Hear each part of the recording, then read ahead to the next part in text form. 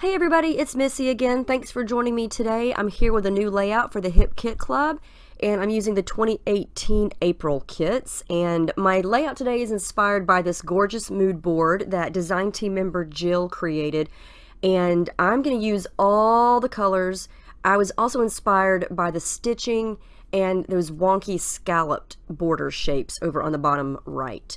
So my thought process was to use all the colors. And so I went through the main kit and picked out, as best I could, a rainbow array of papers. And this is a mix of different brands and different designers. There's some Dear Lizzie, there's some Paige Evans, there's some Pink Fresh Studio. And I'm just eyeballing this and cutting some wonky scallops. Some of them are short, some of them are long, some of them are wide. And I didn't even draw this out. I just started twisting the paper and cutting them out. And I didn't even know what kind of design I wanted to do with them at this point. I just wanted to go ahead and cut them out and see what I had and see what I could do with them. And so, yeah, I've got pink, orange, yellow, green, and a aqua turquoisey blue color. And so that's where I'm going to begin this. I don't have my photo chosen yet. So yeah, I'm just going to take some time to cut this out and then go from there. I thought about layering them. I pulled out some more papers. I cut two different pink ones, orange and yellow, two green ones, and two blue ones. And so I thought I would start with layering these together. So I'm going to glue the two pink ones together, and then the orange and the yellow together. And I'm going to use white marshmallow basil cardstock as my background here. I think that's the best choice since I'm going to use all these other colors. I think white will make all these rainbow colors stand out. The solid green and the solid dark blue are cardstock from the cardstock kit. So my first thought was to trim these down just a little bit and create a big frame, a big scalloped frame in the center of this cardstock. And I thought that looks kind of cool, and I could do something in the middle and then arrange my photo somewhere in the middle of all of that. So that's kind of my first idea. So I'm going to coat my white cardstock with clear gesso because I'm going to do a bunch of stuff on the background, and this is just going to allow all these distress oxides to blend and smudge very easily without soaking right through onto the paper. Now, two of these colors are in this month's color kit, the Abandoned Coral, which is that red color, and then the yellow one, which is Squeeze Lemonade. The several of these other colors we've gotten in past color kits, and then a couple of these are from my stash. And all I'm doing is smudging the ink pad onto some plastic packaging, spritzing it with water, flipping it over, and smudging it down. And that is a great way to use the Distress Oxides. Not the only way, but super easy, fast, and fun way to get lots of color and that messy, artsy look on your background. This is another way to use them dry. You just use an ink foam blending tool, dab it onto the ink pad there, and then kind of go in a circular motion to create this haze of color. And so you can see there, it's the same product. It looks totally different when you add water to it versus when you just smudge it on dry. So lots of different options there. And I love how that looks. And so once I put the frame back on it, I did not like it. I don't know. No. I was not feeling it. So I took a break and I came back and I thought, what if I made a smaller frame? So I hacked these little border strips up again and made a smaller frame. And I pulled up my photo, which I'll tell you about in just a few minutes. But I just wanted to have this little frame that was very colorful, kind of messy, wonky, whimsical looking. And so that's how this is going to go. I'm going to go ahead and add a little bit of glue and attach every piece together so it's going to be one big piece and it's all stuck together there. And I kind of moved the background around. I turn it all different ways to kind of see how I like it. I am going to back the photo with a couple of Project Life cards. I just felt like there was so much color going on. I did stitch with some white thread around the frame there. And then I'm going to finish trimming up my picture. And I decide that the background is just a little too colorful since I've got all the color in that frame. So I'm going to smudge over some white gesso just to kind of mute the background. But yeah, this picture was taken in October of 2016. Me and my husband and my sister and her husband, we went to Las Vegas. And we ate lunch at this restaurant inside Excalibur, the casino. And it's called Dick's Last Resort. And I don't know if you've ever heard of it or ever eaten at one of them, but they are super sarcastic and funny. And they sort of make fun of you, but not in a mean way, in a funny way. And they tell you this right when you walk in. The hostess tells you, you know, what kind of restaurant it is. And, you know, when you ask for silverware, instead of them bringing it to you and handing it to you all nice, they just kind of throw it at the table. And if you order something, they kind of make you feel bad for ordering it. But it's not mean, it's funny. You can't be easily offended to eat there. And about halfway through your meal, they make these hats for you to wear out of butcher paper. And they write really rude and crass sayings on them that are definitely for adults only. And it's hilarious though. It's you have to kind of be open to these types of things to eat there. And so we thought it was funny, and I'm not going to read to you what's written on our hats because it's pretty gross. But if you want to know, I'll definitely tell you in the comments. But yeah, let me know if you've ever eaten at Dick's Last Resort, because we had a great time and it was very funny. Yeah. Anyway, so that's what this picture is. And so I wanted this layout to be colorful and loud and fun because that's the kind of place it is.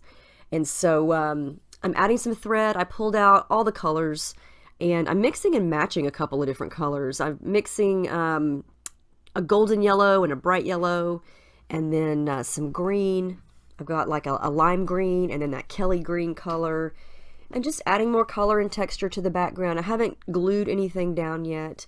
I did add some foam behind the picture. I am going to raise that up a little bit. This is from the Paige Evans Pick Me Up paper that has the cut aparts on it, and I'm going to cut this cute little camera out because I thought it matched and it had lots of color in it, and this was a photo opportunity.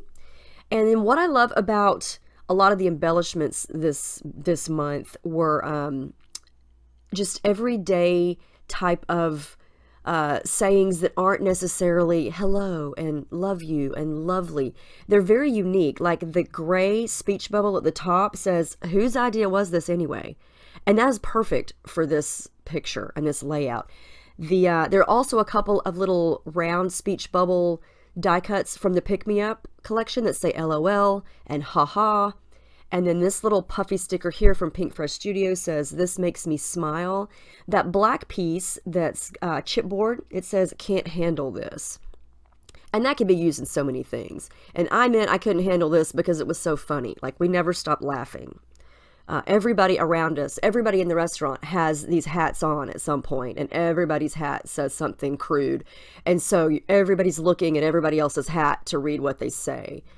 And yeah, it's very funny. Anyway, I'm going to start to glue things down. And I did fussy cut out that little cheers piece. It matched perfectly. It's a rainbow effect or rainbow color. And it was lunchtime. We were just drinking Coke or water or whatever, but still, I thought the cheers was perfect since we were at a restaurant. And I'm going to start to glue things down. Some things I'm going to add foam behind. Some things I'm going to just glue straight down. That little banner piece that I stuck to the bottom of the photo says, "What the what?" And again, that was perfect for this. If you could read what our hats say, you would probably say, "What?" I'm going to glue that little camera down right there to the left, and then just all the little pieces, make sure they're glued down. And I get asked a lot still what kind of glue I'm using in my little fine liner bottle that is extremely dirty and well loved. I use the Scotch tacky glue, and I get that from Michael's, and it works amazing in that bottle. It's never clogged up.